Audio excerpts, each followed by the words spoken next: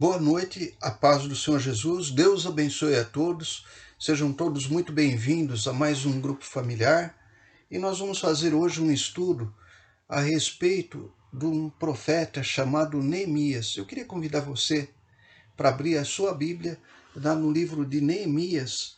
Neemias é no Velho Testamento, não é? É antes de Esdras, então fica fácil de achar porque é quase na metade da Bíblia, né? Um pouco antes de Salmos, antes de Jó. Amém? E para você entender a importância do que nós vamos falar hoje, eu vou te dizer o seguinte: Neemias, o significado do nome dele é Jeová ou Javé, ou Deus conforta, né, ou consola. Ele era um copeiro, né? Um copeiro naquela época era uma pessoa que assistia ao rei e tomava todas as bebidas, né, assim antes do rei, porque se tivesse alguma coisa venenosa, né, o copeiro logicamente ia morrer primeiro e o rei ia ser preservado, né? Então era uma função que ele exercia, era uma função de confiança do rei.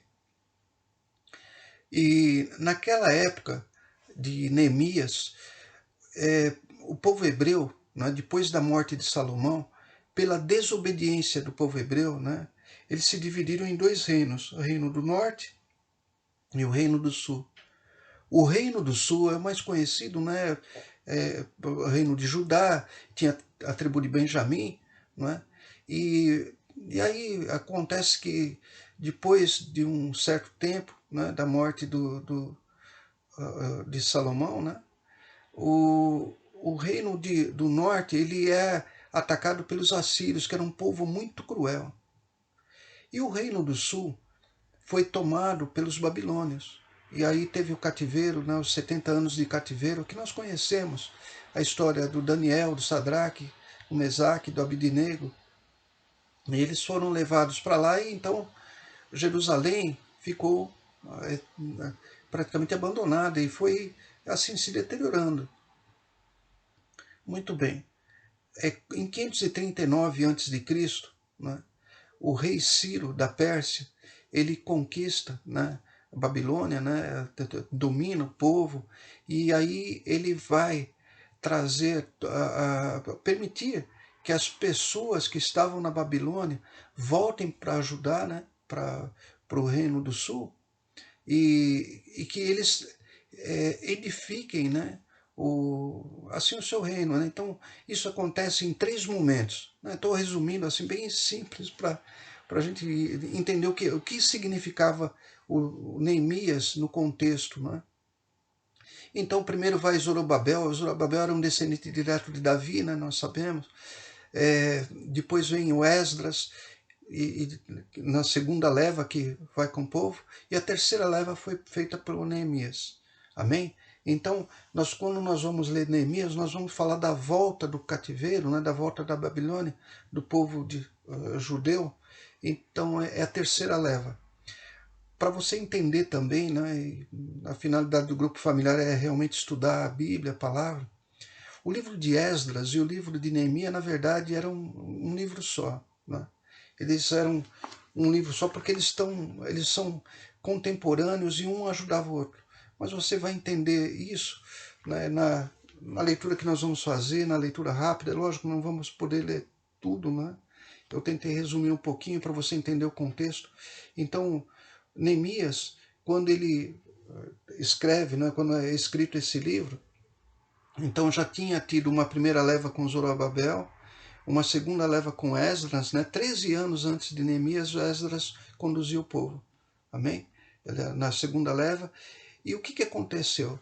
O povo, né, depois de 100 anos, né, eles estando na terra lá, eles não conseguiam fazer nada, eles só reconstruíram o templo e não conseguiram fazer mais nada. Por quê? Qual o motivo, né? Então, agora vem a importância do que você vai aprender hoje. O que se aplica a isso na nossa vida? Então, Neemias, eu queria, em primeiro lugar, te mostrar que Neemias era um homem de oração. Quando ele ficou sabendo que assim o templo, o Israel, né, Judá, no caso, né, o Reino do Sul, estava tudo destruído, ele se contrista muito, quer dizer, fica muito triste e começa a jejuar. E aí no versículo 4, estou lendo em Neemias, capítulo 1, versículo 4. E sucedeu que, ouvindo eu estas palavras, assentei-me e chorei, e lamentei por alguns dias, e estive jejuando e orando perante o Deus dos céus. Então a primeira coisa que Neemias faz, quando ele fica sabendo da situação, né, do seu povo, do local, né, da nação deles, então ele começa a se entristecer e vai buscar a ajuda de Deus. E aí ele, orando a Deus, ele fala com o rei, né, o rei Artaxerxes, né, que era o rei que ele tinha, na verdade ele trabalhava, que ele era o copeiro, e ele, o Artaxerxes, ele acaba liberando o Neemias, né, para ir assim fazer a obra que ele tinha pedido, que era restaurar a sua nação, né, o seu povo, os seus templos, o lugar do templo, e assim chegando, quando ele chega num local, Neemias ele percebe o seguinte: não havia como ter sucesso, não havia como prosperar sem ter uma proteção. E ele viu que todos os muros ao redor da cidade estavam todos com buracos, com brechas, né, destruídos. E ele então vai lá para fazer isso, percebe isso, e ele vai para reconstruir os muros. Porque se a cidade não tivesse muros, os inimigos invadiam, então ela não conseguia fazer nada, nada prosperava, nada dava certo. Então, Neemias capítulo 2, versículo 19, nós vamos ver os inimigos, né, que eles tinham, né, para que pudessem fazer a restauração desse muro. No versículo 19, estou lendo Neemias capítulo 2, versículo 19. O que ouvindo Sambalate, o Oronita, né, quer dizer, um moabita, né, uma cidade de Moab, e Tobias, o servo amonita, e Gesem, o arábio, zombaram de nós e desprezaram-nos, e disseram: que é isto que fazeis? Quereis rebelar-vos contra o rei? Então, uma coisa que você já vai entendendo. Quando nós fazemos a obra de Deus, ou quando nós queremos fazer alguma coisa e nós somos de Deus, sempre vão ter pessoas que vão zombar, escarnecer. Isso é bíblico, não é? Vão começar a tirar farpas, vão começar a fazer gozações, brincadeiras. Isso é bíblico, não é? Mas o maior problema, né, eu estou pulando, lógico, né, o muro ele vai reconstruir e tal, mas ele enfrenta justamente um problema sério. Eu queria que você fosse comigo lá em Neemias capítulo 4, no versículo 1, está escrito assim: e sucedeu que, ouvindo Sambalate que edificávamos o muro, ardeu em ira e se indignou muito, escarneceu dos judeus. E falou na presença dos seus irmãos e do exército de Samaria e disse: que fazem esses fracos judeus? Permite-se-lhe-á isto?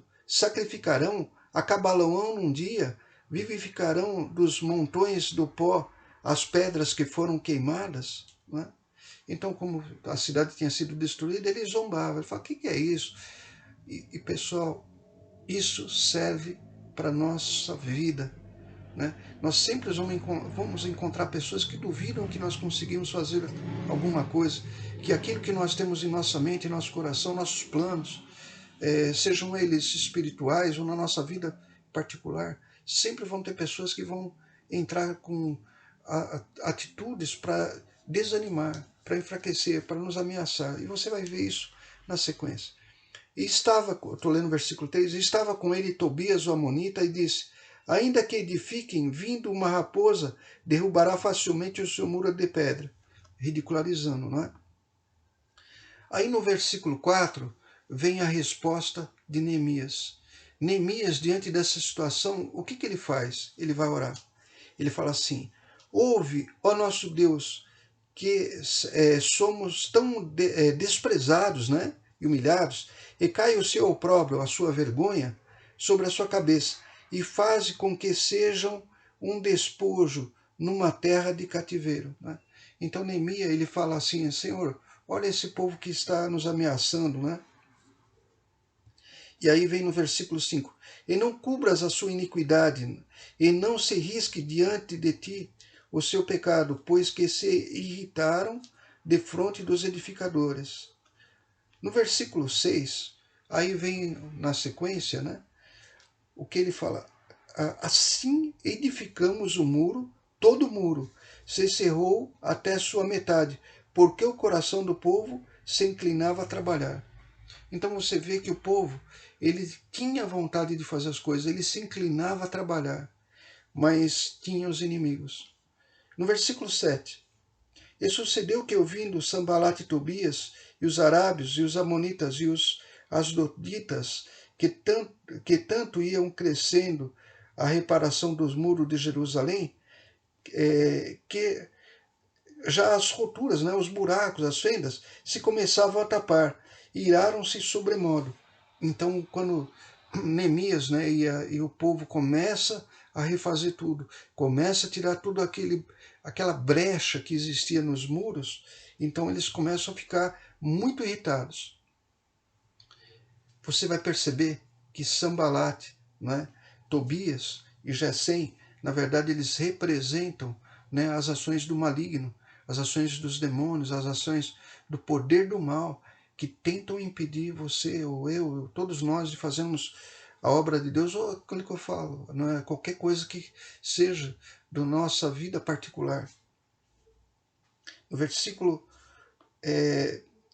8, né? E ligaram-se entre todos para virem guerrear Jerusalém e para os desviarem do seu intento, né? Então, agora, já não é mais a zombaria.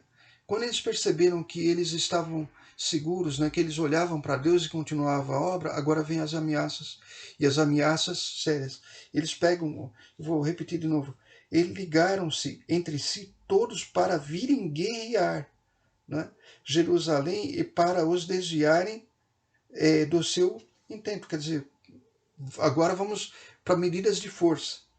No versículo 9: porém nós oramos ao nosso Deus e pusemos uma guarda contra eles, de dia e de noite, por causa deles. Então Neemias, que é um homem de oração, agora ele vai e ora novamente. Mas aí ele faz uma segunda coisa, ele coloca guardas. Não é? No versículo 10, então disse Judá: já desfaleceram as forças dos acarretadores, e o pó é muito, e não podemos edificar o muro. Na verdade, eles estavam pondo, naquela época eles não usavam carrinhos, não usavam, tinham meios. Eles tiravam os escombros, tudo aquilo que tinha, as poeiras, tudo com sacos, né? Então eles estavam desanimados, porque era um serviço muito desgastante. Por isso que ele fala. Então disse Judá: já desfaleceram as forças dos acarretadores, e o pó é muito, e nós não podemos edificar o muro. O que se faz numa situação dessa, né? O que se faz é ter a fé de que Deus está com a gente e tomarmos todas as medidas. Contra as ameaças, nós temos que nos armar, não é? Mas só que as armas que nós vamos ver aqui são armas espirituais. No versículo 11, disseram, porém, os nossos inimigos: nada saberão disso, nem verão, até que entremos no meio deles e os matemos. Assim faremos cessar a obra. Então o inimigo, ele quer entrar na nossa vida de qualquer forma, né? Para quê? Para nos destruir. Como Jesus disse lá em João 10:10, eu vim para que tenham vida e vida em abundância, mas ele fala: o diabo não vem senão a matar, a roubar e destruir. Então você vê que isso daí são ações malignas, né, do mundo espiritual. E sucedeu que, vindo os judeus que habitavam entre eles, 10 vezes nos disseram de todos os lugares que tornaram a nós, né? Que tornavam a nós. Pelo que pus guardas nos lugares baixos, por detrás do muro, e nos altos, e pus os povos pelas suas famílias, com as suas espadas, com as suas lanças e com os seus arcos. Então, qual que é a resposta de Neemias? Neemias se prepara para a guerra. Amém? E aí, para não ficar muito extenso, eu vou te falar assim que ele vence, né? Ele acaba a construção do muro em 52 dias. Eu recomendo que você leia, né, esse livro para pegar os detalhes. Mas o que eu queria ressaltar é que, lendo esse livro, nós temos que ter a revelação do que significa.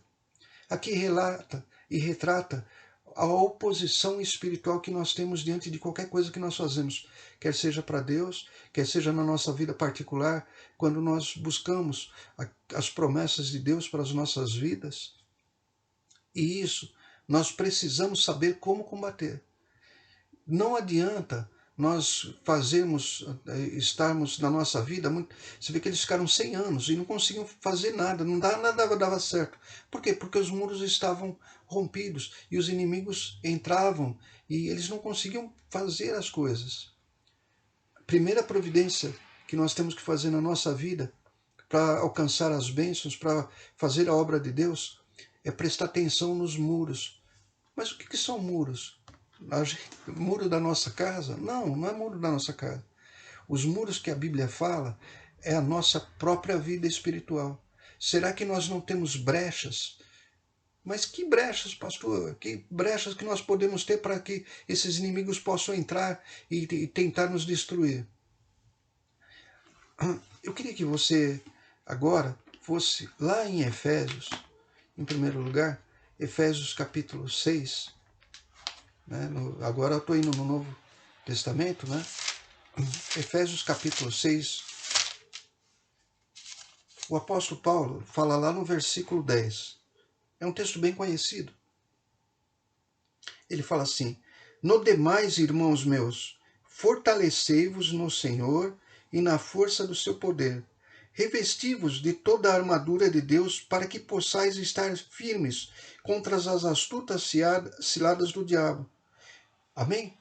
Então você vê que aquelas ameaças que estão relatadas na Bíblia, né, elas são um exemplo, um símbolo para nós do que acontece, porque muitas vezes nós lutamos e não conseguimos as coisas. Nós precisamos olhar os muros. Mas que muros é esse? Os muros da nossa vida. Não é? E aí vale o que está escrito em 1 Coríntios capítulo 11, versículo 28, que nós sempre lemos quando nós vamos celebrar a Santa Ceia. Quando o apóstolo Paulo fala assim: examine-se, pois, o homem a si mesmo. Então nós temos que examinar. E isso nós temos que examinar através das orações que nós fazemos, da meditação, quando nós colocamos a nossa vida diante do altar. Amém? Muito bem. Que tipo de brecha nós podemos ter na nossa vida? Eu vou falar de pelo menos três grandes categorias, né, para que nós possamos vigiar. Então, a partir de hoje, quando você estiver vendo que alguma coisa, né, você lembra que eu falei, eles por 100 anos eles tentaram, estavam lá na Terra, mas não conseguiam fazer nada. Em 52 dias, 100 anos, em 52 dias que eles fizeram os muros, a cidade ficou protegida e aí houve a prosperidade. Então, a primeira coisa que a gente pode falar, né, é a falta de perdão. Isso nós viemos falando já em outras ocasiões. Eu não preciso falar muito porque eu tenho certeza que nós conhecemos muito o texto que fala de perdão, que é lá em Mateus, né, capítulo 6, na oração do Pai Nosso, oração dominical, quando Jesus fala: e perdoa-nos as nossas dívidas, assim como nós perdoamos os nossos devedores. Porque se perdoardes aos homens as suas ofensas, eu estou lendo no 14, já pulei do 12 para o 14, também vosso Pai Celestial vos perdoará a vós. No 15, se porém não perdoardes aos homens as suas ofensas, também vosso Pai não perdoará as vossas ofensas. Por que eu li isso primeiro? A falta de perdão talvez seja o maior motivo, né, da prisão espiritual que uma pessoa possa viver. E isso já por si só impede ela de alcançar os seus objetivos. Mas existe uma segunda categoria, né, que é confessar os pecados. Quando nós confessamos os pecados, Deus perdoa. Mas para nós sermos perdoados, nós já vimos que nós primeiro precisamos perdoar. Eu estou lendo a primeira carta de João, 1 João capítulo 1, versículo 8 a 10, né? Está escrito assim: Se dissermos que não temos pecado, enganamo-nos a nós mesmos e não há verdade em nós. Se confessarmos os nossos pecados, ele é fiel e justo, falando de Deus, né? Para nos perdoar os pecados e nos purificar de toda injustiça. Se dissermos que não temos pecado, fazemos-nos mentiroso e a sua palavra não está em nós. Então você vê que eu primeiro falei de perdão de pecado, para depois mostrar que se nós não confessarmos os nossos pecados, nós não vamos encontrar o perdão de Deus. Mas tudo depende da primeira parte, de nós também perdoarmos. No final, para terminar, eu queria te falar o seguinte: existe uma terceira categoria de brechas, né, espirituais. Isso daí nós podemos ver em Gálatas. Também um texto muito conhecido, Gálatas capítulo 5. Né? E aqui fala assim, no versículo 19. E essa terceira categoria, né, que eu posso te dizer assim, são as obras da nossa carne. Ou seja, você sabe que a carne e o espírito se combatem, né? O espírito, ele tende a obedecer a Deus. Ele vai na obediência de Deus. E a carne, ela vai em desobediência a Deus, porque a carne visa os prazeres que normalmente são contrários à palavra de Deus. E você vai entender melhor quando eu ler aqui, olha. Gálatas, capítulo 5, versículo 19. Porque as obras da carne são manifestas, as quais são prostituição, impureza, lascívia ou sensualidade, não é? Idolatria, feitiçarias, inimizades, porfias, disputas, né? Brigas, emulações, quer dizer, competições, você se passar por alguma coisa, no engano, né? Vamos dizer assim, no engano, iras, pelejas, dissensões, heresias, invejas, homicídios, bebedices, glutonarias e outras coisas semelhantes a estas, acerca das quais vos declaro, como já vos disse, que os que cometem essas coisas, né, não herdarão o reino de Deus. Você pode estar pensando, pastor, mas eu estou perdido, não é? Porque é muita coisa. Como é que eu não vou ser perfeito em tudo? O que a Bíblia fala é que nós temos que buscar a perfeição. Se o teu coração tiver a sinceridade de buscar a vida, né, de acordo com a palavra de Deus, não é? As nossas fraquezas vão ser cobertas pelo perdão de Deus quando nós confessamos as nossas fraquezas. Então, quando nós confessamos nossas fraquezas, é como se nós estivéssemos reparando os muros. Não é? Quando nós perdoamos, nós tapamos uma brecha. Quando nós confessamos os nossos pecados, nós tapamos outra brecha. Quando nós procuramos nos desviar de tudo aquilo que nós sabemos que é contrário à obra de Deus, à lei de Deus, aos mandamentos de Deus, então nós estamos fortalecendo os nossos muros espirituais e os inimigos não encontram brecha, não é, para impedir que nós consigamos fazer os nossos planos. Que nós tenhamos sempre isso em mente. Neemias foi um grande homem, um homem de oração, mas ele também tomava providência, ele vigiava tudo aquilo que ele estava fazendo, olhando, colocando armas mesmo, né, para que o inimigo não pudesse entrar. E Paulo, ele explica em Efésios, as nossas armas, elas não são carnais. Não é faca, metralhadora, fuzil, revólver, não é isso, espada. Nós estamos falando de armas espirituais, né? Armas de confissão do pecado, armas de perdão e armas de trazer a nossa vida se afastando de tudo aquilo que nós sabemos que é contrário à vontade de Deus. Amém? Eu queria convidar você a baixar sua cabeça, fechar seus olhos. Senhor Deus e Pai, em nome de Jesus, muito obrigado pela Tua palavra, meu Pai, e que o Senhor nos mostre, meu Pai, em nossas vidas, tudo aquilo, meu Pai, que possa ser uma brecha espiritual, e que nós também sejamos fortalecidos pelo Teu Espírito Santo, meu Pai, a conduzir as nossas vidas de acordo com a Tua palavra, com os Teus mandamentos, meu Pai. Ensina-nos a perdoar, Pai querido, nos dê força para confessar as nossas falhas, e que o Senhor através da tua graça, misericórdia, poder e amor, meu Pai, venha ao nosso encontro e nos permita, meu Pai, que nós tenhamos a nossa vida restaurada, nossa vida espiritual. É o que nós te pedimos, em nome de Jesus. E você que crê, diga amém e graças a Deus. Continuamos orando em prol de todos aqueles que estão trabalhando nessa época de pandemia, né, para as nossas autoridades. E não se esqueça que domingo, né, às 10 horas da manhã, nós temos o nosso culto virtual. Amém? E o nosso culto presencial em Ribeirão Pires também, neste domingo, às 10 horas da manhã. Deus abençoe a todos e até lá, em nome de Jesus Cristo.